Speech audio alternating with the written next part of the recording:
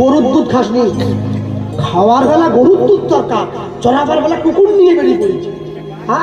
বিরাট কুকুরের ভক্ত একবারে। রাখবেন, সনাতন ধর্মের মানুষ আমরা, জন্ম নিয়েছি যে মাটিতে, সবার আগে সেই মাটিকে সম্মান করবে।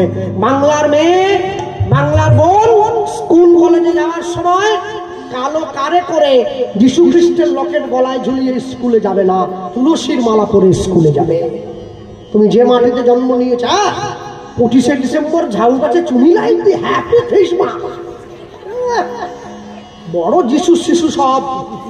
সারা বছর তুলসীতে জল দাও, তুলসী পরিক্রমা করো, আর সব বাজে কথায় কান দেবে না।